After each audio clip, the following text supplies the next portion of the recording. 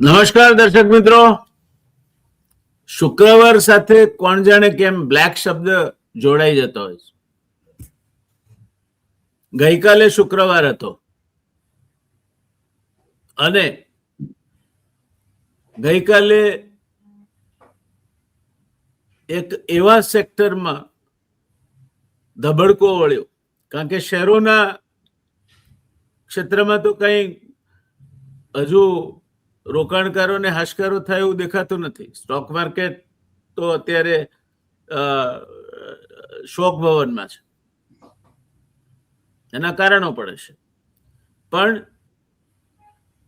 શુક્રવારે એકાએક 4 લાખની સપાટી વટાવ્યા પછી ચાંદીએ ગોથ મારી 17% જેટલો ભાવમાં ક્રેશ આવ્યો. આમ તો ચાંદીની સાથે સાથે બધી મેટલ્સમાં કરંટ હતો. હવે શું? તમારા મને ઘણા બધા ચાંદીમાં રોકાણ કરી ચૂક્યા હશે અથવા ચાંદીના રોકાણને ગંભીરતાથી વિચારતા હશે. ત્યારે આ શનિવારના અમારા વિષય તરીકે અમે સોનું, ચાંદી, ત્રાંબુ અને અન્ય ધાતુઓ અને બજારની ચાલ વિશે ચર્ચા કરવી એવું નક્કી કર્યું છે. આપણા વિષય નિષ્ણાત તરીકે રવિભાઈ દેવરા હવે કોઈ પરિચયના મોહતાજ નથી. એમણે લગભગ 2 મહિના જેટલા સમયમાં પોતાનો એક વિશિષ્ટ ચાહક વર્ગ ઉભો કર્યો છે અને એ અમારા માટે પણ ગૌરવની વાત છે. તો વધારે સમય કોઈ પણ પ્રકારના વર્ણનમાં વેડફ્યા વગર જઈશું સીધા રવિભાઈ પાસે. નમસ્કાર રવિભાઈ, સ્વાગત છે આપનું. નમસ્કાર સર. આપ આપણી આ શનિવારની ચર્ચામાં દર વખતની જેમ આજે પણ જોડાયા માટે આપનો ખૂબ ખૂબ આભાર. આજે સમાચાર બહુ સારા નથી. આમ તો FII રેકોર્ડ કાગળિયું વેચી ગઈ એટલે શેર બજારમાં કડાકો બોલ્યો હતો અને DII ના કારણે શેર બજાર કાંક થોડું સ્ટેબલ હોય એવું લાગતું હતું. પણ સરવાળે શેર બજાર પેલા કંટ્રોલ ખોઈ બેઠેલા પ્લેનની માફક એની ઊંચાઈ ગુમાવતું જાય છે. ક્રેશ પ્લેન ક્યારે થશે એ વિષય છે. શેર બજારમાં અત્યારે નાના રોકાણકારો માટે તો સિવાય ચિંતા અને મૂંઝવણ કશું નથી. પણ છેલ્લા કેટલાક મહિનાઓથી ચાંદી એકાએક ચમકવા માંડી હતી. પેલું કહ્યું છે, ચાંદી જૈસા રૂપ હૈ તેરા સોને જૈસે બાલ, એક તું હી ધનવાન હૈ ગોરી બાકી સબ કંગાલ. ચાંદી જેને રાખી એના બધાના ચાંદી થઈ ગઈ હતી, ચમકવા માંડ્યા. એમાં એકાએક આ એર પોકેટ આવ્યું કે શું થયું? શું લાગે છે આપને? એક જનરલ ચર્ચાને શરૂઆતમાં આપ જો આખો ચિતાર આપશો તો એ વધારે ઉપયોગી થશે. ઝડપથી આઈ થિંક એક તો પેપર ફૂટી ગયું, કારણ કે આ સેમ તમે પંક્તિઓ બોલા એ મેં લખીને રાખી હતી અને બસ ત્યાંથી જ શો ની શરૂઆત થશે. અને બહુ સારું એવું મીન્સ કે પંકજ ઉદાસ નું ગીત છે અને આ 2 લાઈનમાં આખું ચિતાર છે કે લાઈક અત્યારે આ 2 જેની પાસે છે ચાંદી અને સોનું એ ધનવાન છે, બાકી અત્યારે ઇન્ડિયાના ઇન્વેસ્ટર કંગાલ છે. અને બેઝિકલી હા, આ ગ્લોબલ લાગુ નથી પડતું કારણ કે હિન્દીમાં સોંગ હતું એટલે ઇન્ડિયનને જ લાગુ પડે છે અને ઇન્ડિયાને જ આ રીતેના ફંડામેન્ટલ ફેસ કરવા પડે. ગ્લોબલી તો લોકો બધી જ એસેટમાં પૈસા બનાવ્યા છે, લાઈક ઇક્વિટી હોય કે ગોલ્ડ સિલ્વર હોય, મેટલ્સ હોય, પણ આપણે અહીંયા મેટલ્સ ડાયરેક્ટલી ફિઝિકલ અલાઉ આપણે હજી ચલણ નથી કે ETF નથી, એટલે લોકો સોના ચાંદીમાં રોકાણ કરીને અહીંયા પૈસા બનાવે છે. જેને પણ બનાવે છે સારા બનાવે છે, પણ જેને ટ્રેડ કર્યા છે, જે ગઈકાલે પણ એક ક્લિયર કટ ઇન્ડિકેશન દેખાઈ રહ્યું હતું કે જે પણ પોઝિશન્સમાં વોલ્ટાલિટી જોવા મળી શુક્રવારના ટ્રેડિંગ સેશનમાં, એ એક ખાલી માત્ર એક ન્યૂઝ સવારે નીકળીને આવ્યા હતા કે ફેડ ચેર તરીકેનું જે નવું નામ છે એ યુએસના પ્રેસિડેન્ટ નક્કી કરશે. હવે ફેડ ચેરનું નવું નામ આવવાનું હતું એ પહેલા બેસન્ટ, જે એમના બહુ સારા એવા મીન્સ કે કલીગ છે એમને યસ, હવે બેસન્ટ ડવિશ તરીકે જણાતા હતા.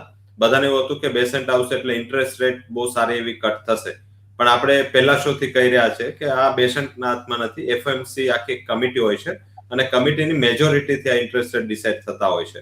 હા, ટ્રમ્પ છે એટલે હવે એવું છે કે મીન્સ કે કંઈ પણ કરી શકે, તો એપમાં પણ કંઈક એક્ઝમ્પશન લઈ શકે, બટ અત્યારે આ સિસ્ટમ છે જેમાં બેસન્ટ નાવાથી કોઈ ફરક આટલો ના પડે તરત. હા, આ ઓવર પીરિયડ ઓફ ટાઈમ એમના માણસો ફેડની કમિટીમાં અંદર લે, પછી 6 ઉપરની, અત્યારે એમની પાસે 2 ની મેજોરિટી છે, 10 સામે 2 જણા એમના છે, 10 જણા સામે છે, અને વોટિંગમાં પણ એક ક્લિયર કટ નીકળીને આવે છે.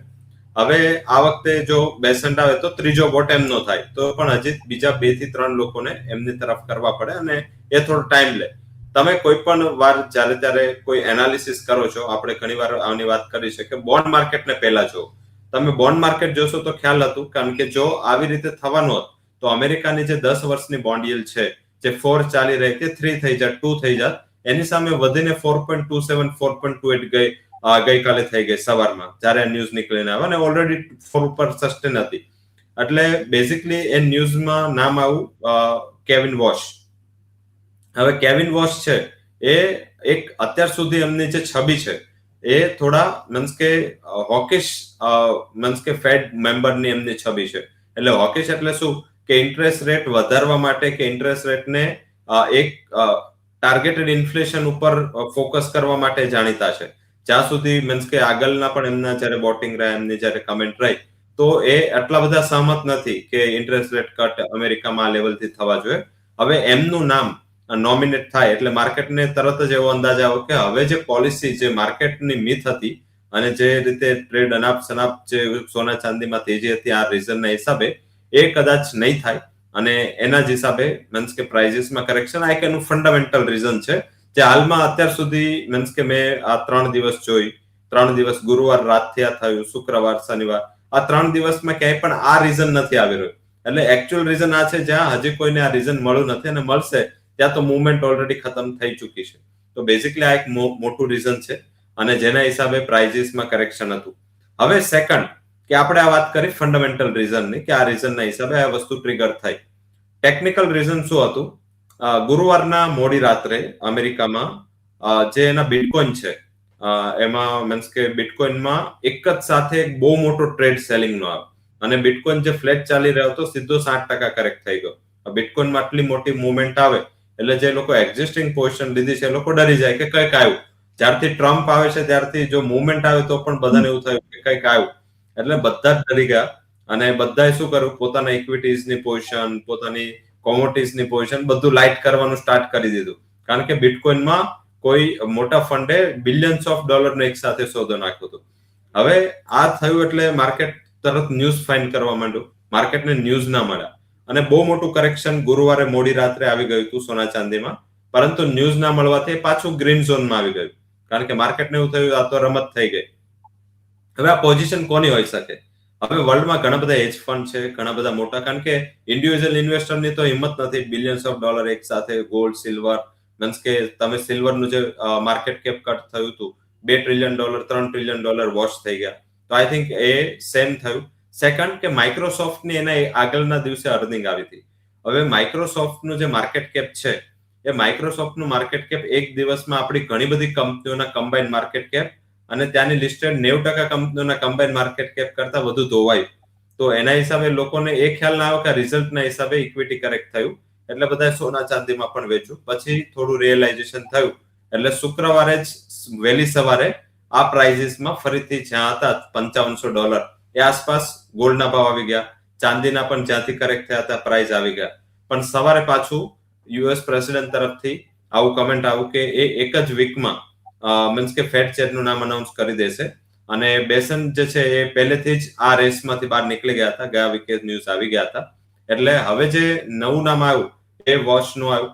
હવે વોશના હિસાબે લોકોને એવું હતું કે હવે આની જે પોલિસીનું આગળ જે માર્કેટ અનુમાન કરીને ચાલતું હતું ઇઝી પોલિસી, એ પોલિસી ઇઝી નહીં હોય અને એ મીન્સ કે ટ્રમ્પનું નહીં માને. હાલાકી જો ટ્રમ્પે નોમિનેટ કર્યા હશે તો કઈ કન્ડિશનથી જ કર્યા હશે, પણ માર્કેટ એવું છે કે એ લેવલ પર હતું અને એટલું બધું એક્ઝાગ્રેશન હતું, આટલી બધી મોમેન્ટમ હતી અને ડિલિવરી એની જે કોમેક્સની એક્સપાયરી છે ઓલરેડી ખતમ થઈ ચૂકી હતી. એટલે માર્કેટમાં કરેક્શન થોડું શાર્પ આવ્યું. અને મીન્સ કે આવું જ હોય છે જ્યારે ત્યારે કોઈ પણ અસેટ છે એ પોતાના ફંડામેન્ટલ, હું ઓલવેઝ દાખલો આપું છું કે મેગ્નેટ છે, મેગ્નેટથી જેટલું તમે દૂર ખેંચો તો એ આટલું જ જલ્દીથી કનેક્ટ થવા કરે. તમે જેટલું જ ઊંચા ઉડો એટલું જ જો બેઝ ના હોય તો નીચે પડવાનું રિસ્ક વધુ રહે. હા, બેઝ કરતા અને ફંડામેન્ટલ કરતા થોડા ભાવ છે એ સ્પેક્યુલેશનના હિસાબે સારા ચાલી ગયા હતા. પ્લસ ગ્લોબલી જે મહત્વની પોર્શન થઈ રહી છે સ્પ્રેડની બહુ થઈ રહી છે. એટલે સોના ચાંદીમાં કેલેન્ડર સ્પ્રેડ, એટલે કે કરંટ કોન્ટ્રાક્ટ બાય કરીને નવો કોન્ટ્રાક્ટ વેચો. સાથે ઘણા બધા શોર્ટ વાળા ફસાયા છે. 1.5 લાખની ચાંદીથી મને ઘણા બધા એવા ટીવીમાં પણ ઘણીવાર ક્વેશ્ચન આવે છે કે અમે 1,50,000 ચાંદી શોર્ટ કરી છે. 2 વાર આપણે વિચારવું પડે કે અમને હવે 4 લાખે શું વ્યૂ આપીએ. 4 લાખે નીકળવાનો વ્યૂ આપે તો પણ આવો એક દિવસ આવે તો તમારું વ્યૂ ખરાબ થાય. તો બેઝિકલી મીન્સ કે કોમોડિટી માર્કેટમાં એક જ શીખ છે જે લોકો અત્યારે આપણને જોઈ રહ્યા છે અને જેમને ગાઈડન્સની જરૂર છે, ટ્રેન્ડથી રિવર્સ ના જવું. જો ટ્રેન્ડથી રિવર્સ ગયા તો કોમોડિટી માર્કેટ તમને ક્યારેય ટકવા નહીં દે. આ 2007 થી આજ સુધીની એક કટ ટુ કટ મીન્સ કે મેં જોયું છે. ક્રૂડ એકવાર માઇનસમાં ગયું પણ એને ટ્રેન્ડ ના છોડ્યો અને ત્યાંથી પ્લસમાં થયું $110 સુધી ટ્રેન્ડ ના છોડ્યો. સેમ ગોલ્ડ સિલ્વર છે. કયું એવું ફેક્ટર હતું કે જે નકારાત્મક પરિસ્થિતિ ગોલ્ડ સિલ્વરમાં બતાવ્યું? એક પણ ફેક્ટર નથી. તો 1.5 લાખે ચાંદી વેચો ને વેચી છે, ચલો મીન્સ કે એવું નથી કે બધા જ ભગવાન છે, બધાને ખબર છે કે ઉપર જવાની છે, તો મીન્સ કે કોઈ જરૂર જ ના પડે જો ખ્યાલ આવી જાય. બટ તમે જ્યારે તમે સેલ કરો છો ટ્રેડિંગ માટે તો ત્યારે તમને ખ્યાલ હોવું જોઈએ કે મારે કોઈ એક સ્ટોપ લોસ હોવો જોઈએ કે કોઈ રિસ્ક હોવું જોઈએ કે આનાથી ઉપર જશે તો નીકળી જઈશ. કારણ કે અનલિમિટેડ લોસ કરવા જો તમે જશો તો થશે. કારણ કે કોમોડિટી માર્કેટમાં સાયકલથી રિવર્સ ગયા એટલે તમને એક્ઝિટ કરીને જ છોડશે. અને આજ સુધી આપણે ક્રૂડ, નેચરલ ગેસ, આગળ સિલ્વર 2013-14 આ બધા દાખલાઓ આપણે જોયા છે. પણ ઘણીવાર શું થાય કે કોમોડિટીની સાયકલ જે છે એ 8-9 વર્ષે એક્ટિવ થતી હોય છે. અને આપણે આગળ જ્યારે શો કરો અને એ શોમાં આપણે પોઝિટિવ સાયકલ કીધું ત્યારે પણ સિલ્વર 2 લાખ ચાલી રહી હતી, 2 લાખ ઉપર સમથિંગ લેવલ હતું. સોનું પણ બહુ નીચેના પ્રાઇસ પર હતું અને ત્યારે પણ આપણે કીધું હતું કે સિલ્વર ઇઝ ન્યુ ગોલ્ડ અને સોનું ત્યાંથી 30,000 ચાલુ પણ ચાંદી 2 લાખ ચાલી ગઈ. તો બેઝિકલી શું છે કે આમાં ફંડામેન્ટલ છે પણ તમારે સાંભળવા માટે સામે રહેવું જોઈએ. અને કોમોડિટી માર્કેટમાં તમે જો ટ્રેડ કરો છો અને તમને ડોલર અને યુએસ બોન્ડ યીલ્ડ નથી ખ્યાલ તો ઓલવેઝ તમને આ માર્કેટ રિસ્કમાં મૂકી દેશે. કારણ કે જો કોમોડિટી માર્કેટને પ્રિડિક્ટ કરવું છે તો ડોલર ઇન્ડેક્સ અને સાથે સાથે બોન્ડ યીલ્ડ, અમેરિકાની જે 10 વર્ષની બોન્ડ યીલ્ડ છે એના ઉપર તમારો કમાન્ડ જોઈએ. જો એના ઉપર કમાન્ડ છે, તમને મેક્રો સમજતા આવડે છે અને સિચ્યુએશન સમજતા આવડે છે તો તમને નીકળવા પણ મળે છે. આ વોશનું જે એક્ઝામ્પલ મેં આપ્યું, જ્યારે મીન્સ કે કેવિન વોશનું નામ આવ્યું ત્યારે માત્ર સિલ્વર અને ગોલ્ડ 2% જ ડાઉન હતા. હવે જો તમને ખ્યાલ છે કે આ વોશ કોણ છે, એમના શું આગળ વ્યૂ હતા, એને શું માર્કેટ પરસીવ કરશે, તો તમે 2% રિસ્કમાં નીકળી જતે. તમારે 16-17% મંદી જોવી ના પડતી, રાહ જોવાની જરૂર નથી. હા, એટલે બેઝિક જો તમે બાયમાં છો તો નીકળી શકતે, શોર્ટમાં છો તો તમારે મીન્સ કે લોસ ઓછો થયો છે. પણ હા, એવું નથી કે અહીંયાથી હવે ઝીરો થઈ જશે. નીચે હજી પણ જીઓપોલિટિકલ તણાવ ઉભા છે. રૂપી સતત ચિંતામાં છે. હવે તો 92 નું નવું બેઝ બનાવી લીધું, એવી રીતે રિએક્ટ કરી રહ્યો છે. આવતીકાલે બજેટની પૂર્વ સંધ્યાએ આપણે શો કરીએ છીએ તો આઈ થિંક એ પણ ઘણું ઇમ્પોર્ટન્ટ રહેશે. ગવર્મેન્ટ શું ડેફિસિટનો આંકડો આપે. હવે આ દિવસ શું છે, ઐતિહાસિક રીતે સ્વતંત્ર ભારતના ઇતિહાસમાં પહેલી વાર રવિવારે બજેટ રજૂ થવાનું છે. પહેલા સાંજે રજૂ થતું હતું કારણ કે બ્રિટનમાં એ વખતે બપોરના 12 વાગ્યા હોય એટલે સમજી શકાય એવું હતું કે આપણે બ્રિટિશ કોલોનીનો ભાગ હતા એટલે એ પ્રથા ચાલી આવતી હતી. પછી એને સુધારીને આપણે સવારે 11 વાગે કર્યું. ત્યાં સુધીની વાત બરાબર, પણ આ રવિવારે 1લી તારીખને રવિવારે બજેટ રજૂ કરવાનું ઔચિત્ય શું છે તો મને તો સમજાતું નથી. પણ એક એક ઐતિહાસિક રીતે કંઈક જુદું કરવાનો શોખ આપણા વડાપ્રધાનને છે કે ગમે તે રીતે ચર્ચામાં રહી શકાય. એટલે આ એક મુદ્દો એ તર્ક લાગે છે, બાકી તો કોઈ એમાં એ પાછળનું કારણ નથી લાગતું. એટલે બજેટ આવવાનું છે, રૂપિયો તો લુડકે જ જાય છે. આઈ મીન જે ડુમ્સડે પ્રિડિક્ટર છે રવિભાઈ, અને I would request you to react on that. એ લોકો બે વસ્તુ કહે છે. એક તો રૂપિયો એ 100ની સપાટીને ટચ થઈ જશે 2026ના વર્ષમાં, અને બીજું સોનું ચાંદી ભલે અત્યારે ઘટ્યા હોય પણ ભાવ વધશે. ને પ્રિડિક્શન ત્યાંનું અમેરિકાનું પણ એવું છે કે $6,500 સુધી જશે. એટલે આ બે મુદ્દે શું કહેવું છે આપને? ઝડપથી આઈ થિંક પહેલો મુદ્દો રૂપીનો ડેફિનેટલી ત્યાં તો કોઈને 80 નહોતું લાગી રહ્યું, એકવાર 80 આવી ગયું, પછી બધા બોલતા હતા હવે ટોપ બની ગયું, હવે 85 નહીં જાય, 85 પણ આવી ગયું, અને પછી પાછું નવું લેવલ આવી ગયું, એ આવી ગયું 90નું, 90ની ઉપર પણ ક્રોસ કરી રહ્યું છે. તો કોઈ પણ અહીંયા લેવલ છે એવું ના કહી શકાય કે એ લેવલ અચીવ નહીં થાય. સેકન્ડ કે મીન્સ કે ડર શેનો છે કે એવું નથી કે મીન્સ કે રેગ્યુલેટરને ખ્યાલ નથી, રેગ્યુલેટરને ખ્યાલ છે કે રૂપી ડેપ્રિશિએટ થઈ રહ્યો છે, અને રેગ્યુલેટરે મીન્સ કે આને બચાવવા માટે ઘણા બધા પ્રયાસો બહુ સારી રીતે કર્યા છે અને સારા ફંડ એમના યુઝ કર્યા છે. હવે છતાં જો રૂપી કાબુમાં નથી આવતો, મીન્સ કે એક ક્લિયર કટ ઇન્ડિકેશન છે કે આગળ જતા જો આ ઇન્ટરવેન્શન ઓછું કે બંધ થાય તો રૂપીની પરિસ્થિતિ 100 જઈ જ શકે, મીન્સ કે 100 બિયોન્ડ પણ જઈ શકે. લાઈક કે પાઉન્ડ એક ટાઈમે 60 હતો, હવે 60 પાઉન્ડ અત્યારે 130 થઈ ગયો, 135 પહોંચી ગયો. યુરો છે, યુરો પોતે મીન્સ કે આટલી ખરાબ પરિસ્થિતિથી એકવાર મીન્સ કે એવું સાંભળવામાં આવ્યું હતું કે એક ટાઈમ એવો આવશે કે મીન્સ કે યુરો છે 20-30 રૂપિયા થઈ જશે, અને યુરો આજે 120 રૂપિયા છે. એટલે ડેફિનેટલી કોઈ પણ લેવલ અચીવેબલ છે, યુરો કરતા તો યુએસ સારી કન્ડિશનમાં છે અત્યારે. એટલે બેઝિક એ ઇકોનોમી વાઇઝ એવું લાગી રહ્યું છે. સાથે મીન્સ કે આની જે ટ્રમ્પની ડેડલાઇન છે એ શટડાઉનના ન્યૂઝ છે. શટડાઉનમાં મેં ગઈ વખતે જે વાત કરી હતી સિલ્વરના ફંડામેન્ટલમાં, કારણ કે યુએસમાં શટડાઉન થાય એટલે અમેરિકાની ગવર્મેન્ટ પાસે ફંડ ઓછો આવે. હવે ફંડ ઓછો આવે એટલે હા, સિલ્વરને એ લોકો સ્ટ્રેટેજિક મેટલ તરીકે મીન્સ કે એનો દરજ્જો આપો છે. એટલે ખુદ ગવર્મેન્ટ સ્ટ્રેટેજિક રિઝર્વ બનાવતી હોઈ શકે છે, અને એ પણ હવે બંધ થવાની ભીતિ આ સિલ્વર ગોલ્ડના કરેક્શનમાં હતી. તો બેઝિકલી મને એવું દેખાઈ રહ્યું છે કે આ માત્ર એક પ્રોફિટ બુકિંગ હતું, અને કોઈને ઓલવેઝ માર્કેટમાં ખ્યાલ ના આવે ત્યારે એનું રિએક્શન બહુ મોટું હોય છે. અને મીન્સ કે તમને ન્યૂઝ હોય તો તમે મેપ કરી શકો કે ભાઈ આ ન્યૂઝથી એટલું બ્રેક થશે, પણ ન્યૂઝ જ ના હોય. અને જેમ ગુરુવારે મુવમેન્ટ આવી, હવે ગુરુવારે મુવમેન્ટ આવીને જે ઉપર ગયું ને એનાથી શુક્રવારે વધારે લોકો ફસાયા. જો ગુરુવારની મુવમેન્ટ નીચેથી ઉપર ના આવી હોત તો શુક્રવારે કોઈ હિંમત ના કરે લેવાની, તો એ નીચેથી ઉપર એટલે લોકોને એવું થયું કે આ તેજીમાં જ છે, લઈ લો. લીધું પછી એ 2% માઇનસ મીન્સ કે 25 થી 35 મિનિટ સુધી મળતું હતું, છતાં લોકોએ રિએક્ટ ના કર્યું, ને પછી બપોર થતા શુક્રવારે 16% 17%નું કરેક્શન આવી ગયું. તો કોઈ પણ અસેટ છે જેટલી વન ડિરેક્શનમાં વધી હોય તો એમાં કરેક્શન અને પ્રોફિટ બુકિંગ આવવું જરૂરી છે. તો બીજો ક્વેશ્ચન એ છે તમારો કે જે સોનામાં 6500 અને ચાંદીમાં પણ જે તેજી છે એ ડેફિનેટલી સસ્ટેનેબલ છે. આ અલ્પ વિરામ છે અને પૂર્ણ વિરામ ના માનવું જોઈએ. ટ્રેન્ડ તેજીનો ખુદ ફંડામેન્ટલ એના કહેશે કે અમે ચેન્જ થઈ રહ્યા છે, અને એ ચેન્જ જ્યારે થાય ત્યારે એવું માનવું જોઈએ કે અહીંથી બહુ મોટી સાયકલ રિવર્સ થાય.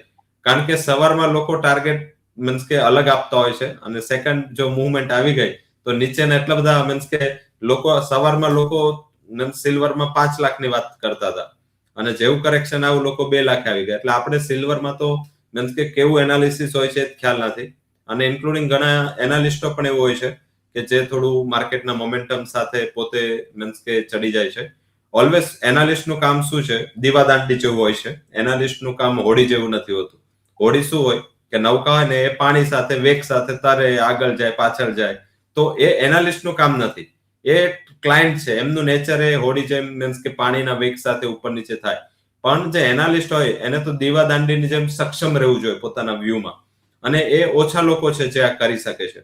તો મીન્સ કે ડેફિનેટલી ફંડામેન્ટલ્સ ફેવરમાં છે, અને ઘણા બધા જે પરિબળો છે મીન્સ એમાં જીઓપોલિટિકલ રિસ્ક છે. સાથે સૌથી મોટું ફેક્ટર હું એવું માનું છું કે જ્યાં સુધી યુએસમાં પ્રેસિડેન્ટ તરીકે ટ્રમ્પ રહેશે ત્યાં સુધી આખા વર્લ્ડમાં અનસર્ટનિટી ફેક્ટર કાયમ રહેશે. લાઈક કે અનસર્ટનિટી કેવી છે લાઈક કે આજે કોઈ કન્ટ્રી ઉપર એમને ડીલ થઈ ગઈ અને એમની ઉપર 15% ટેરિફ લગાવી દીધા. હવે ગમે ત્યારે આવીને કહી શકે છે કે હું 15% 50% કરી દઈશ. જેમ કેનેડાને ફેસ થયું, જેમ ચાઇના ઉપર ધમકી ગઈ. પછી પાછું બીજે દિવસ એમ પણ કહી શકે છે કે હવે હું નહીં કરું, હવે એ બહુ મારા સારા મિત્ર છે. એટલે બેઝિક એ શું થાય, આને એક અનસર્ટનિટી કહેવાય. હવે આ અનસર્ટનિટી જ્યાં સુધી રહે ત્યાં સુધી સેફ હેવન ડિમાન્ડની જરૂર પડે. એટલે તારે કંઈક છુપાવવું પડે. હવે આ છુપાવવાની બે જગ્યા છે વર્લ્ડમાં. એ જગ્યા છે ફોરેક્સ માર્કેટ, એટલે કે યુએસ ડોલર અને ડોલર બેઝ બોન્ડ અસેટ યુએસની, અને બીજું જેપીવાય જાપાનીઝ યેન. હવે યેન ખુદ ફસાયું છે. હવે યુએસ પ્રેસિડેન્ટે આ અઠવાડિયે એ સુદ્ધા કહી દીધું કે જાપાનની કરન્સીને બચાવવા માટે ખુદ યુએસ ઇન્ટરવેન્શન કરશે. હવે મીન્સ કે આ તો એક મીન્સ કે બહુ વધારે પડતું થઈ ગયું હતું. હાલાકી બીજા દિવસ ફાઇનાન્સ મિનિસ્ટરે અને ટ્રેડ મિનિસ્ટર છે એમના બંનેને એનું થોડુંક મીન્સ કે જે પાણી ઢોળ્યું હતું એ સાફ કરવું પડ્યું, અને એમને કીધું કે અમે એવું નથી વિચારતા. પણ જે યુએસ પ્રેસિડેન્ટ બોલી ગયા એટલે માર્કેટે એવું લઈ લીધું, અને ખુદ જાપાનીઝ યેન સ્ટ્રોંગ થઈ ગયો કે આપણું ઇન્ટરવેન્શન બીજા કરશે. તો એ પણ ખુશ થઈ ગયા. હવે આ જાપાનીઝ યેન જે આટલી વાહિયાત કે આટલી મીન્સ કે એક વાત એવી છે કે જે પોસિબલ નથી કોઈ પણ હિસાબે, એને જો આટલું રિએક્ટ કરતો હોય તો સેફ તો નથી. એટલે લોકો ત્યાંથી સેફ હેવનમાંથી નીકળી ગયા. સેકન્ડ સેફ હેવન અસેટ છે કે અમેરિકાના બોન્ડ માર્કેટમાં જાય લોકો. ત્યાંનું હાઈએસ્ટ રેટિંગ છે વર્લ્ડનું યુએસના બોન્ડ માર્કેટનું, અને એ તમે ડોલર થ્રુ જાઓ એટલે તમારે જે વૈશ્વિક ઇન્વેસ્ટરો છે એને કરન્સીનો લોસ ના પડે. ધારો કે યુએસ બેઝ ઇન્વેસ્ટર છે એ ઇન્ડિયામાં રોકતા હોય તો એને સૌથી મોટો રૂપિયાનો ખતરો છે. ઇન્વેસ્ટરોને માર્કેટનો તો છે જ, પણ રૂપિયાનો પણ ખતરો છે, ત્યાં એ નથી. એટલે લોકો સેફ ત્યાં 5% 4% મળી જતા હોય તો એ લોકો બહાર નથી જતા. એટલે જ્યારે સેફટીની જરૂર પડે એ લોકો બોન્ડ માર્કેટમાં જાય. હવે જે રીતે અમેરિકન પ્રેસિડેન્ટ દિવસમાં ઘણીવાર 5 વાર, ઘણીવાર 1 વાર એટલીસ્ટ કમેન્ટ આપે છે કે હું લોઅર ઇન્ટરેસ્ટ રેટ વિચાર રહ્યો છું, અને જો એ લોઅર કરે ઇન્ટરેસ્ટ રેટ તો બોન્ડ yield શાર્પલી નીચે આવે, અને જો બોન્ડ yield નીચે આવે તો કમાણી એમાં પણ ના વધે.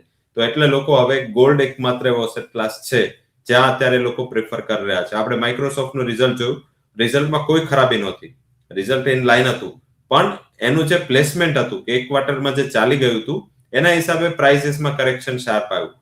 શુક્રવારે જે એશિયન માર્કેટમાં મોટો કડાકો બોલો એનું રીઝન એ નહોતું કે કંઈક ખાના ખરાબે, એનું રીઝન એ જ હતું કે આખા વર્ષમાં 70% ચાલ્યા પછી પણ એ લોકો 15-20% આ મહિને ચાલી ગયા છે. એટલે બેઝિકલી વેલ્યુએશન, અને હું ઓલવેઝ મેગ્નેટનું એક્ઝામ્પલ આપણે વાત કરી કે જેટલું તમે મીન્સ કે મેગ્નેટ એક ધ્યાનમાં રાખવાનું કે વેલ્યુએશન એક મેગ્નેટ છે. હવે ત્યાં બધાને આવવું પડે. હવે તમે નીચે હોય તો ઉપર આવવું પડે, ઉપર હોય તો નીચે જવું પડે. પણ એ મેગ્નેટ થી જો દૂર હોય એ આપણી પાસે ઓપોર્ચ્યુનિટી છે. ફોર એક્ઝામ્પલ આ મેગ્નેટ થી દૂર થયું સિલ્વર, તો એ લોકો પાસે ઓપોર્ચ્યુનિટી હતી અને એમને એક્ઝિટ કરી દીધું પ્રાઇસમાં. હવે જેને એક્ઝિટ કર્યું છે ને એને તો સિલ્વર લીધી હશે 1 લાખમાં. હવે પ્રોબ્લેમ શું છે, જેને 4 લાખમાં લીધી હતી સિલ્વર. હવે જેને ગોલ્ડમાંથી એક્ઝિટ કર્યું છે એને ગોલ્ડ લીધું છે 70-80 હજારમાં. હવે એને તો 1,80,90,000 તો એ લોકો પ્રોફિટ બુક કરે, અને એમની સાઇઝ થોડી વધુ હોય છે, અને માર્કેટ એટલું સેન્સિટિવ છે હમણાં. મીન્સ કે મેં મારા 2007 પછીના અત્યાર સુધીના કેરિયરમાં માર્કેટની એટલી સેન્સિટિવિટી નથી જોઈ. કોઈ સેન્સિટિવિટી હોય છે, યુએસ પ્રેસિડેન્ટના પહેલા ટર્મમાં પણ શરૂઆતથી સેન્સિટિવિટી હતી, પણ 2-3 મહિના ગયા, 4 મહિના ગયા, લોકો નેચર સમજી ગયા, પછી માર્કેટ એને આખું 3 વર્ષ આપણે શાંતિથી કાઢ્યા કે કોઈ માર્કેટ એટલું બધું પેનિક ના લીધું. પણ આ વખતે સેન્સિટિવિટી બહુ હાઈ છે કે કોઈ પણ ન્યૂઝ, કોઈ પણ ઇવેન્ટની માર્કેટ ઇમ્પેક્ટ લઈ રહ્યું છે, અને મોટા પ્રમાણમાં લઈ રહ્યું છે, અને પછી રિવર્સ પણ થઈ રહ્યું છે. એટલે શું છે કે બંને સાઈડ કપાઈ. મીન્સ કે ફોર એક્ઝામ્પલ પેલા જે સોના ચાંદીમાં કરેક્શન આવ્યું તો ગુરુવારે લોંગ વાળા કપાયા, પછી ઉપર ગયું તો શોર્ટ વાળાને પાછા એમને કાપ્યા, પાછું શુક્રવારના સવારમાં નીચે આવ્યું, ફરીથી લોંગ વાળા ફસાયા. હવે 12-15% એ પાછા 2-2 લાખના ટાર્ગેટ મીડિયાથી સાંભળવા માંડ્યા, પાછા એ લોકો શોર્ટમાં. એટલે આ રીતે મીન્સ કે આપણે મુવમેન્ટને ફોલો કરવી જોઈએ, મુવમેન્ટના ભાગના બનવું જોઈએ. મુવમેન્ટને ફોલો કરો, તમને એવું લાગે છે કે ટ્રેન્ડ પહેલા તેજીનો છે, ઘણા બધા ઓપ્શન્સમાં પડી ગયા છે, લાઈક એમને ખ્યાલ નથી કે ઓપ્શન શું છે. ખાલી કોલ એટલે તેજી, પુટ એટલે મંદી એ ખ્યાલ છે. લોકો ઓપ્શન્સમાં પણ ચાંદીમાં કરે છે.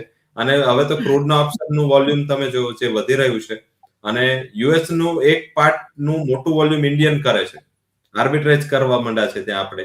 તો હવે બેઝિકલી જેને ઓપ્શન નથી ખબર એ લોકો હવે ઓપ્શન્સમાં મોટા પાયે ટ્રેડ કરે, એટલે શું થાય કે રિસ્ક રિવોર્ડ ખબર ના આવે. મીન્સ કે આપણે ઘણીવાર ચર્ચા કરીએ છીએ કે જે રસ્તે જતા હોય ને તમને ખ્યાલ છે કે આ સ્પીડ બ્રેકર છે, તો તમને એ શાંતિથી એ તમે સ્પીડ બ્રેકરને પસાર કરી શકો. પણ જો તમે હાઈ સ્પીડ પર ગયા, જે શુક્રવારે થયું, લોકો હાઈ સ્પીડ પર હતા અને એક બમ્પ આવ્યો, એ કેવિન વોશના ભાગરૂપે આવ્યો. અને આખી ટીમ એવી છે ટ્રમ્પની, જેના પણ નવું નોમિનેશન આવ્યું છે એ દિવસ વર્લ્ડમાં કઈ ડિઝાસ્ટર થયું છે, ઇન્ક્લુડિંગ ત્યાંના કોઈ મોટા પદ ઉપર કોઈ વ્યક્તિ હોય કે કોઈ નેતાનું નામ હોય. હંમેશા જ્યારે ત્યારે કોઈ પણ નવું નામ આવ્યું છે તો જ એમને એવું લાગે કે નહીં, આમનું કઈ વેટ પડ્યું. તો આ તો ખાલી નામ આવ્યું છે અને આટલી મુવમેન્ટ છે. હવે જ્યારે પદભાર સંભાળશે પછી મોમેન્ટ આનાથી વધશે. એટલે ડેફિનેટલી પ્રિપેર રહેવું જોઈએ. આપણા રિસ્ક મેનેજમેન્ટના ટૂલ ઘણા છે, એને યુઝ કરવા જોઈએ. અને લોંગ છે, મીન્સ કે એ મારું બેમત નથી, એમાં કોઈ પણ મીન્સ કે બીજો મત જ નથી કે સિલ્વર ચાંદીમાં કોઈ મંદી છે. મંદી નથી, આ એક અલ્પ વિરામ છે. એટલે એમ કેવું યોગ્ય રહેશે કે જે લોકો 3.5 લાખ પ્લસમાં ઇન્વેસ્ટેડ હોય ચાંદીમાં, એમણે અત્યારે ફરજિયાત વેકેશન પાડીને બેસી જવું. વેકેશનમાં બેઠા છે લોકો. સેલ વાળા અત્યાર સુધી વેકેશનમાં હતા, હવે બાય મીન્સ કે એ બહુ મોટા વેકેશનમાં ગયા સેલિંગ કરીને. બાય વાળાને થોડું વેકેશન 2-3 દિવસનું તો લેવું પડશે. તો ડેફિનેટલી આ વેકેશન કરવું પડશે. પ્લસ આવતીકાલે બજેટમાં ડ્યુટીમાં શું ચેન્જ થાય છે એ પણ જોવાનું છે. બંને સાઈડના વ્યૂ છે. ઇન્ડસ્ટ્રી સાઈડથી જે વ્યૂ ગયા છે અને મીન્સ કે આપણે કોઈ એક મેમ્બરે પાર્લામેન્ટમાં પણ આ ઇસ્યુ ઉઠાવ્યો છે કે જે રીતે ગોલ્ડ અને સિલ્વરની કોસ્ટ વધી રહી છે, એનો સોશિયલ શું પ્રોબ્લેમ આવી રહ્યા છે. ઘણા બધાના ઘરે મેરેજ છે અને મેરેજમાં એ લોકો ડેટ ફિક્સ થઈ ગઈ છે, પણ હવે સોનું ચાંદી હજી લીધા નથી. અને મીન્સ કે ઘણીવાર શું થાય કે સામાજિક પ્રેશરથી એ લોકોએ અમુક તો લેવું પડે. તો એમને પણ ચિંતા મોટી છે, કારણ કે જે 70,000 સોનું મળતું હતું, જે 80,000 ચાંદી મળતી હતી, આજે આટલા પ્રાઇસ થયા, તો એમનું પણ કઈ બજેટ હોય. અને મીન્સ કે એટલી બધી ઇન્કમ તો હજી ઇન્ડિયનની નથી થઈ કે કોઈ પણ લેવલે આપણે ખરીદી શકીએ. તો બેઝિકલી બધા પોતાનું બજેટ બનાવે. શું કરવું પડે? એને આ તો ક્વોન્ટિટી ઓછી કરવી પડે. એ સામાજિક પ્રેશરથી કરી નથી શકતા, નહીં તો મૂડી દેવું લેવું પડે. તો દેવું લઈને મીન્સ ઇન્ડિયન સોનું ચાંદી ખરીદી શકે છે, એવી કેપેબિલિટી છે આપણામાં. તો ડેફિનેટલી દેવું કરીને લેવું પડે. તો એક સામાજિક જે ન્યાય છે, એ સામાજિક પણ આના ઘણા બધા ફેક્ટર્સ છે. તો બેઝિક આ એક મને એવું દેખાઈ રહ્યું છે કે આ એક ઇસ્યુ છે જે પાર્લામેન્ટમાં થોડું જોવું પડશે. અને આઈ થિંક બજેટમાં કંઈક આના રિલેટેડ એટલીસ્ટ ડ્યુટી ના વધારે તો સારું, કારણ કે ઇન્ડસ્ટ્રીના બે પાર્ટ છે.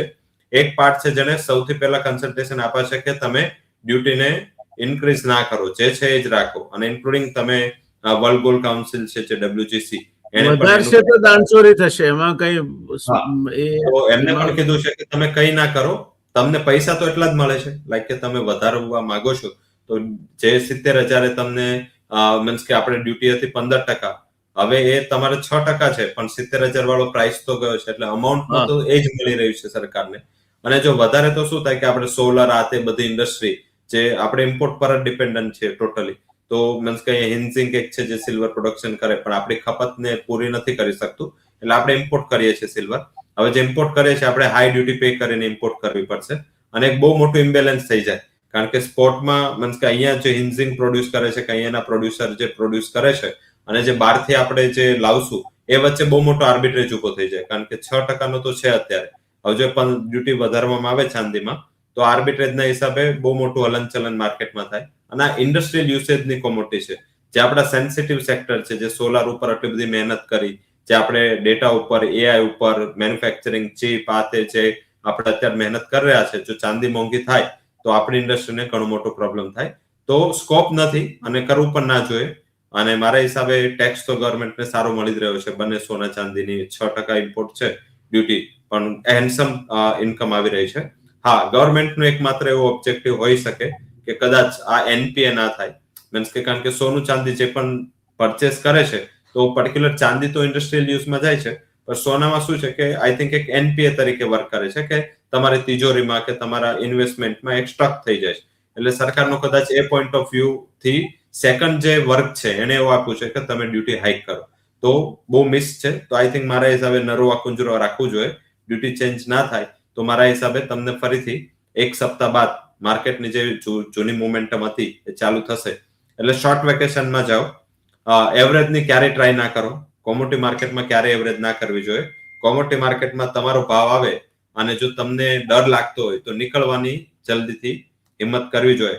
એટલે કોમોડિટી માર્કેટમાં જ્યારે તમે એન્ટ્રી કરો છો ત્યારે તમારે નેક્સ્ટ ટુ ડોર બેસવાનું છે. તમે પેલી સીટમાં જઈને બેસો ને જરૂર નથી ડોર પાસે બેસવાનું.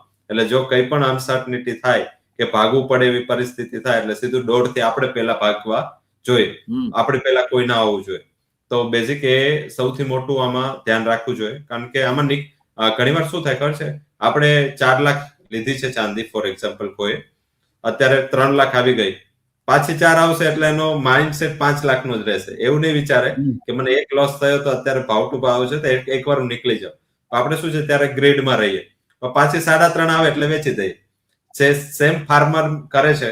ઘણીવાર શું થાય, કપાસના ભાવ છે એ સિઝનની શરૂઆતમાં હાઈએસ્ટ હોય 1700-1800 ચાલતા હોય એટલે લોકો 2000 ની રાહ જુએ.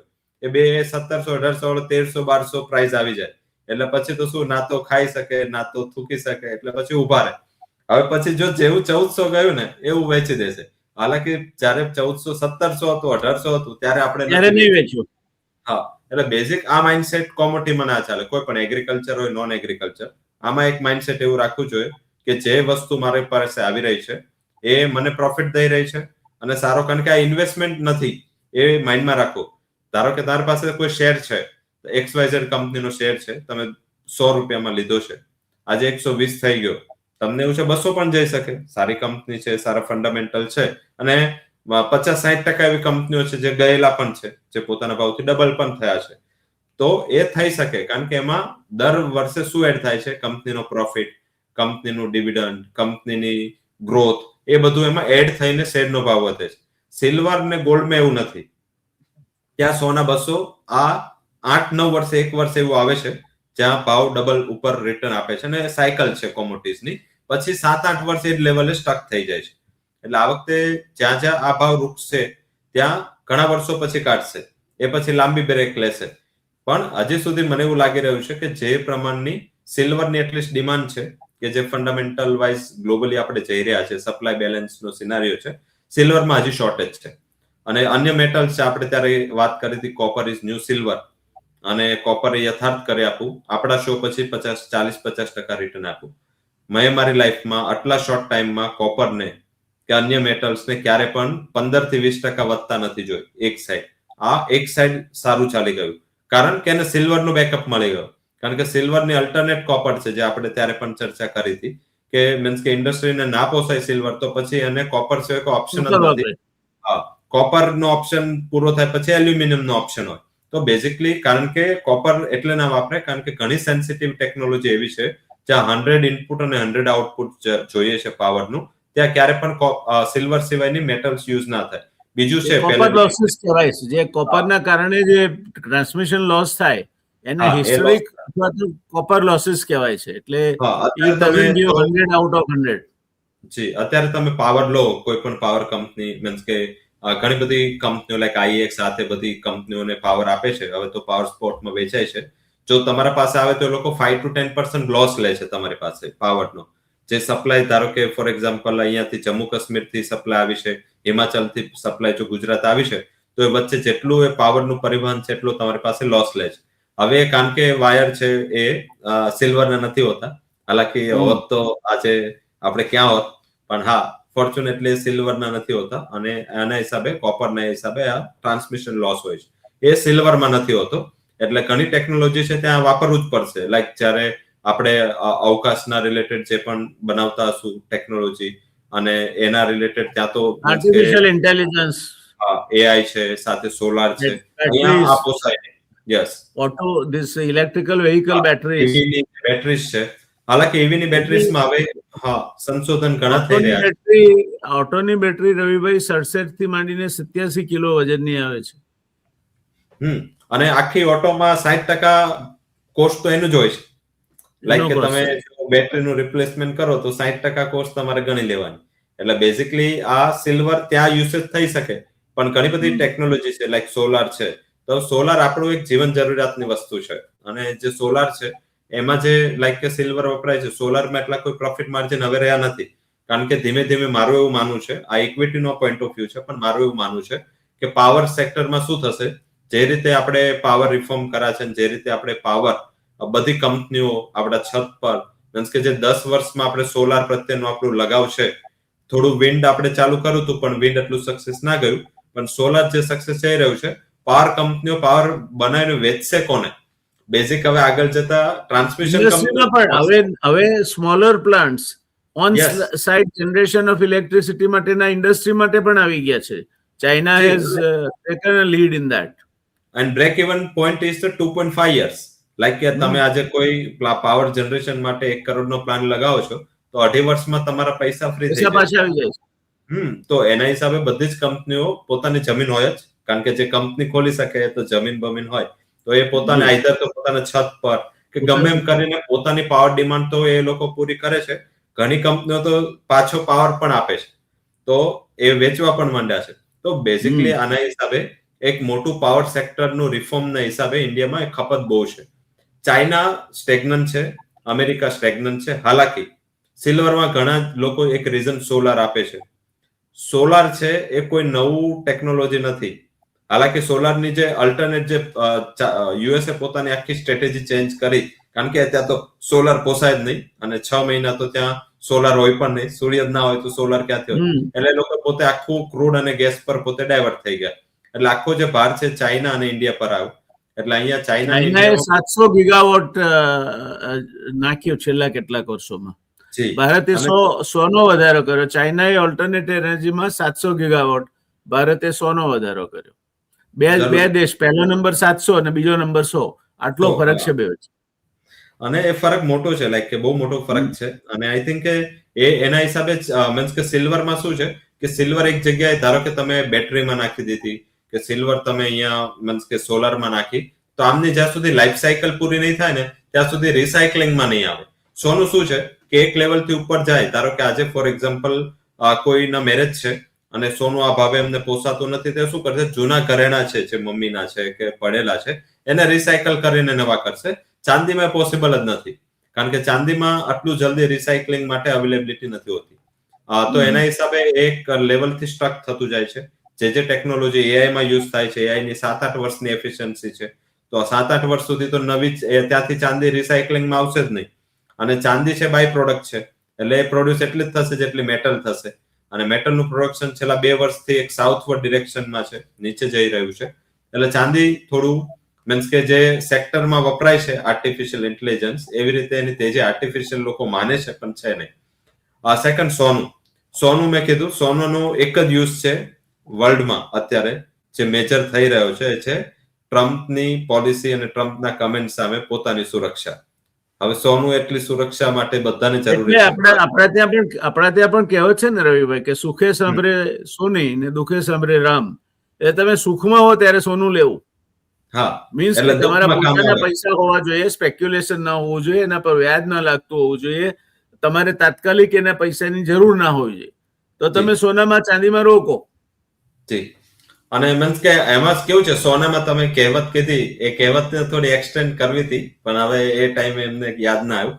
અને મીન્સ કે જે સોનું સાંભળે તો સુખમાં પણ વપરાય દુઃખમાં.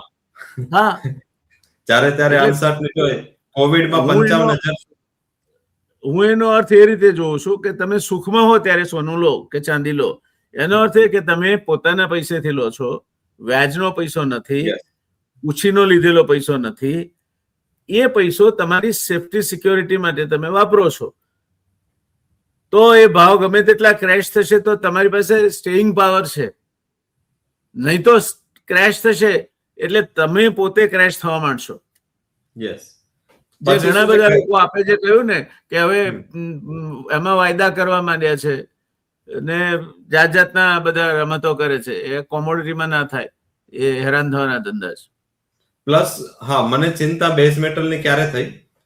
અત્યારે તમે જો કે ઘણા બધા એવા મીન્સ કે આજ સુધી મીન્સ કે મારી લાઈફમાં મેં ક્યારેય કોઈનો કોલ એવો અટેન્ડ નથી કર્યો કે કોઈ રિટેલ ક્લાયન્ટ છે કે રિટેલમાં મીન્સ કે આપણા ફ્રેન્ડ સગાવાલા છે, આ છે તે છે, એ લોકો આપણી પાસે આવે છે અને શું પૂછે છે કે આપણે કોપરની ડિલિવરી લેવી હોય તો કેમ લેવાય? હવે ખબર જ નથી કે કોપર શું છે. હવે એમને એવું છે કે કોપર જ લઈને આવે, કારણ કે સિલ્વર ને સોનાના પૈસા રહ્યા નથી. સોનું આપણે લઈ શકીએ પણ હવે એટલું નથી, સિલ્વરના પૈસા વધારે થઈ ગયા, એટલે હવે લોકો કોપર તરફ વળ્યા છે. કોપરની ઘરે ડિલિવરી મીન્સ કે તિજોરીમાં મુકતા બી થયા છે. ઘણા બધા લોકોએ કોપર લઈને મૂક્યું છે. અને એમાં પણ શું છે વેચવાનો ભાવ ઉપર, લેવાનો ભાવ ઉપર, વેચવાનો ભાવ ઉપર, અને એનો જે આર્બિટ્રેજ 40% આપે છે. આવું ગાણપણ તો ના કરવું જોઈએ, ગમે એટલું તમને સારું લાગતું હોય. હવે અત્યારે મેં કોઈને મીન્સ કે કોઈ મને મેસેજ મોકલતો, એક ક્લાયન્ટ જે પરચેસ કરવા જતો હતો. હવે એને એવું એમાં મેસેજમાં લખ્યું હતું કે ભાઈ 1700 રૂપિયા લેવાનો ભાવ અને વેચવાનો ભાવ 1200, એટલે તમે લઈને વેચો એટલે સીધું 500 નું નુકસાન. આવો 500 સોદો શું સીધું તમે જેવું અંદરથી એક ખરીદ્યું એટલે નુકસાન 500 રૂપિયાનું તમે કર્યું. હા, તોય લોકો લે છે અને મળતી નથી ડિલિવરી. તમે વિચારો કે કોપર એવી ડિલિવરેબલ આઇટમ છે કે તમને મળી જાય. મીન્સ કે કોપર એવું નથી કે એની કોઈ અછત છે, કોપર તમને ગમે ત્યાંથી મળી જાય. But 1 kilo copper, for example આપણે એવું માનીએ કે ઘરે એ લોકો 1 કિલો કોપર લે છે અને 1700 રૂપિયા લઈને આવે છે. તો કોપર મીન્સ કે આપણે વાત કરી ત્યારે 960 હતું, ત્યાંથી 1400 આવી ગયું. અહીંથી 1400 થી કેટલું 2000 જશે, તમે 1700 લઈને આવે છો. જે દિવસ મંદી ચાલુ થશે ને ત્યારે તમને 1200 વેચવા નહીં મળે. એટલે બેઝિક શું થાય કે માઇન્ડસેટ એ રાખવું જોઈએ કે મને શું મળશે, હું તો ઉપર 1700 લઈ રહ્યો છું, હવે 300 રૂપિયા માટે હું 600 રૂપિયાનું રિસ્ક લઈ રહ્યો છું, ઊંધું હોવું જોઈએ. 300 રૂપિયાનું રિસ્ક લઈને 600 કમાવા મળતા હોય તો એ સોદો કરવો જોઈએ. વ્યૂ એમાં પણ પોઝિટિવ છે, પણ તમારો યુઝ શું છે? લાઈક સોનાના ઘરેણા બનાવશો, ચાંદીના વાસણ બનાવશો, ઘરે રાખશો, એ લાંબા ટાઈમ સુધી એની ક્વોલિટીમાં કોઈ ફરક નહીં પડે. તો કોપરને તમે શું કરશો? વાયરને. કોપર તો છેલ્લે ભંગારમાં જાય. તો બેઝિક કોપરનું આવું ગાણપણ ના કરો. તમારે જો જરૂર હોય, તમારી કોઈ ઇન્ડસ્ટ્રી હોય, તમારે આ છે, એ પર્પઝથી તમે લો તો અલગ વસ્તુ છે. કોપર ક્યારે પણ ઇન્વેસ્ટમેન્ટની કોમોડિટી નથી. કોપર હંમેશા એક કોમોડિટી રહી છે કે જેનું એક મોટું ઇન્ડિયામાં તો આપણે કલ્ચર સાથે પણ કોપર સારું જોડાયું છે. ખપત પણ સારી છે ઇન્ડિયામાં કોપરની. પણ કોપર એવી કોઈ વસ્તુ નથી કે તમે લઈને તિજોરીમાં મૂકો. તમારી તિજોરીની ખોટી જગ્યા રોકશે અને જ્યારે વેચવા જશો તો તમારા ભાવે નહીં વેચાય. સોના ચાંદીમાં વર્લ્ડમાં તમે કોઈ પણ જગ્યાએ જાઓ, સોનું આઈધર એ કરન્સી તમારે અલગ હોઈ શકે પણ ભાવ એક જ હશે. જો તમે ડોલર ટર્મ્સમાં જોશો તો સોનું ચાંદી આખા વર્લ્ડમાં એક જ રેફરન્સ પોઈન્ટથી ચાલે છે. કોપર એવું નથી. કોપરમાં ખુદ LME CME છે, MCX છે અહીંયાનું, પ્લસ અહીંયાના ફિઝિકલ માર્કેટના એના ભાવ અલગ ચાલી રહ્યા છે. એમાં પણ 1200-1700 ના ગેમ ચાલી રહ્યા છે. તો આ બધાથી અવોઇડ કરવું જોઈએ. આ એક બહુ મોટો પોઈન્ટ છે અને આપણા સાંભળવાળા ઘણા લોકોએ કોપર લીધું પણ હશે. તો ધ્યાન રાખો, નવું ઇન્વેસ્ટમેન્ટ જો કરો છો, આઈ થિંક ત્યાં બહુ 300 રૂપિયા માટે ક્યાં 1 કિલો સિલ્વર રાખવાની. થોડું ઉપર વિચારો અને ચાંદી ઘટે અને ચાંદીમાં જ્યારે ત્યારે કરેક્શન દેખાય અને શુક્રવાર જેવી મોટી 16-17% મૂવ દેખાય અને ત્યારે ખરીદો. અને બીજું શું છે કે હાલો, આ તો આપણે એવું વાત કરી બ્લાઇન્ડ કે ભાઈ ફોર એક્ઝામ્પલ આગળ શું 7-8 મહિનાનું આઉટલુક છે, એ ટ્રમ્પ આવ્યા પછી તો બીજા દિવસનું આઉટલુક કોઈને ખ્યાલ નથી. એ 7-8 મહિના કાલે મીન્સ કે ગુરુવાર રાત્રે કોઈ નહોતી ખબર કે વોશનું નામ આવશે અને શુક્રવાર રાત સુધીમાં તો એને નોમિનેટ પણ કરી દીધા અને બની પણ જશે. તો બેઝિકલી અત્યારે ઈરાન ઉપર હુમલો કરવાનું લગભગ એડવાન્સ સ્ટેજમાં ચાલી રહ્યું છે. હવે એ થશે તો American economy will be in shambles. Yes, અને એ કહી રહ્યા છે કે અમારા શિપ નીકળી ગયા છે. હાલાકી ક્યાંથી નીકળ્યા ખબર નથી, પણ નીકળી ગયા છે અને પહોંચવામાં છે. હાલાકી આમાં તમે સ્પેક્યુલેશન જો, દિવસના જેટલા કમેન્ટ ઈરાન છે એની સાઈડથી 7-8 કમેન્ટ દિવસમાં આવે છે. હવે ઈરાન હંમેશા કહે છે કે અમે વાત કરવા પહેલા એ હંમેશા કહેતું હતું કે અમે વાત કરવા તૈયાર છીએ એક ટેબલ પર, પણ કન્ડિશન તમારી નહીં, આપણી મ્યુચ્યુઅલ કન્ડિશન હોવી જોઈએ કે લાઈક મીન્સ કે જે પણ તમે હુમલો કરવા માંગો છો એ જો અટકાવવા માટે અમે કંઈક કોમ્પ્રોમાઇઝ કરવાનું હશે, પોલિસી આ તે કરીશું. તો ત્યારે યુએસએ કઈ જવાબ ના આપો. પછી યુએસએ પોતાએ મીન્સ કે વાત કરી કે એ લોકો વાત કરવા માંગે છે. તો ઈરાને કીધું કે ભાઈ અમે એક્સરસાઇઝ કરીશું, વોર એક્સરસાઇઝ કરીશું સીમાં. તો આઈ થિંક આ બધું જે ફેક્ટર્સ છે ચાલા કરવાના. કારણ કે હવે તો ક્યુબા આવી ગયું. આપણે જેમ આગળ ઇક્વિટીના શોમાં ચર્ચા કરી કે એક પછી એક દેશના નામ ઉમેરાય છે. કેનેડા પછી શુક્રવારે સવારમાં જ ક્યુબા ઉપર મોટી તવાઈ થઈ, કારણ કે એમને જે પણ ક્રૂડ ઓઇલ આપે છે ક્યુબાને, એ એના ઉપર 50% સુધી ટેરિફની વાત કરી દીધી. એટલે આજે ધારો કે કોઈ પણ કન્ટ્રી ક્યુબાને ક્રૂડ ઓઇલ વેચશે, એ કન્ટ્રી ઉપર 50% ટેરિફ લગાવશે. એટલે બેઝિક આ શું છે કે ખાલી યુએસ ના પ્રેસિડેન્ટ ને આ વર્લ્ડ ના પ્રેસિડેન્ટ એવું દેખાઈ રહ્યું છે. એટલે હવે ક્યુબા છે એ ઉપર નજર છે. તમે નોટ કરી લો, જો પ્રેસિડેન્ટ તરીકે ટ્રમ્પ રહેશે તો આખું સાઉથ અમેરિકા છે એ અમેરિકામાં મેળવશે. લાઈક કે શરૂઆત તો એના ટોપ કન્ટ્રીથી થઈ હતી, વેનેઝુએલાથી, હવે He કેનેડા will પણ not complete 2006. યસ, અગર ના કરે તો મીન્સ કે આપણે જે હવન કરાતા એવા હવન આપણે પાછા કરીશું. જો ના કરે તો સૌથી, કારણ કે બે એ નહીં દિવસથી કરે. કારણ કે બે ઝડપથી દિવસથી મેજોરિટી ગુમાવી રહ્યો છે અને જી ત્યાં ઘર આગળ એના પ્રશ્નો વધતા જાય છે દિવસે દિવસે. ટ્રમ્પ આવા એ પહેલાની મારી એવરેજ નીંદ આરામ જે હું કરતો હતો રાત્રે એ 6 થી 6.5 કલાકનો હતો. 6 6.5 કલાક સૂતો હતો. ટ્રમ્પ આવા પછી એવરેજ હું 3 કલાક જ સૂતો છું. Very good. કઈ ને કઈ બોલવા માટે એ જાણીતા છે અને એની ઇમ્પેક્ટ આવે અને એટલે મધરાતે જ રાત્રે 2 વાગે જ એને સૂજે છે ટ્રુથ પહેલા સોશિયલ આ પર. ટાઈમ પહેલી ટર્મમાં ટાઈમ આપણા માર્કેટના સમય પ્રમાણે 4 વાગ્યાનો હતો. એ સાંજે આપણું જેવું માર્કેટ 3:30 પૂરું થાય એટલે હંમેશા એમની ઉઠતા ટાઈમે કમેન્ટ આવતી હતી.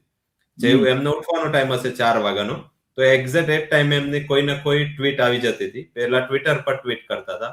હવે પોતાનું મીન્સ કે પ્લેટફોર્મ સોશિયલ ટ્રુથ ચાલુ કર્યું, ટ્રુથ સોશિયલ. તો હવે એમાં એ કમેન્ટ આપી રહ્યા છે. હવેની જે કમેન્ટ છે એક્ઝેક્ટ 12 કલાક એમને ડિલે કરી દીધી. હવે સૂતા ટાઈમે કમેન્ટ આપે છે.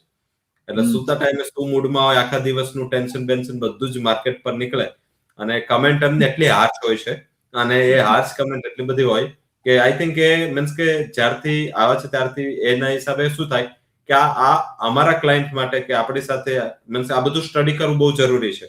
કારણ કે માર્કેટ છે એમાં તમારે કે પ્રિડિક્શન કરવું હોય તો તમારી પાસે સ્ટડી નોલેજ જોઈએ અને નોલેજ માટે તમારે આગળના 100 વર્ષ ખોલવા પડે. હવે તારી ઉંમર 35-40 વર્ષની હોય અને તારે 100 વર્ષ જોવા છે તો તમારે હંમેશા શું કરવું પડે કે તમારે એક્સ્ટ્રા એફર્ટ કરવી પડે. તો એફર્ટ કરાવી રહ્યા છે અને મેં આજ સુધી એક પણ ફેડ પોલિસી અત્યાર સુધી 2008 પછી મીન્સ કે એમાં બેન બર્નાન્કી હોય, યેલન હોય કે સાથમાં મીન્સ કે પોવેલ હોય, કોઈ પણ મીન્સ કે એમના એક પણ સ્પીચ, એક પણ પોલિસીની મેં નથી છોડી ને એક વર્ડ નથી છોડ. એનાથી શું છે કે તમને એમનો ખ્યાલ આવે કે એમના બેન્કર શું વિચારે છે. કારણ કે મેં તમને શું કીધું કે સોનું ચાંદી કે કોઈ પણ કોમોડિટી છે ને એ યુએસના ડોલર અને યુએસના બોન્ડ માર્કેટ પર ચાલે છે અને યુએસનો બોન્ડ માર્કેટ ને યુએસનો ડોલર એમના સેન્ટ્રલ બેંકની પોલિસીની જે એક્સપેક્ટેશન છે એના ઉપર ચાલે છે. જો તમે આમને સાંભળો તો તમે એમને એક્સપેક્ટ કરી શકો અને તો તમે એમાંથી કંઈક આઉટલુક બનાવી શકો. કારણ કે મીન્સ કે આ આઉટલુક મારું ઘણા ટાઈમથી છે. જ્યારથી લોકો એવું કહી રહ્યા છે કે અમેરિકામાં આ વર્ષે 2% રેટ થઈ જશે ત્યારથી મારો આઉટલુક છે કે નહીં થાય. એ આઉટલુકનું રીઝન અમેરિકાની બોન્ડ yield છે. તો ઘણા બધા એવા ફેક્ટર છે જે સોના ચાંદીને એફેક્ટ કરી રહ્યા છે અને મારું એક સેન્ટેન્સ હજી પણ છે કે જ્યાં સુધી ટ્રમ્પ રહેશે અનસર્ટનિટી વર્ડ સાથે રહેશે. 26માં જાય વેલ એન્ડ ગુડ, આપણે તૈયાર છીએ અને બહુ મોટી પાર્ટી આપશું મીન્સ કે જાય એની.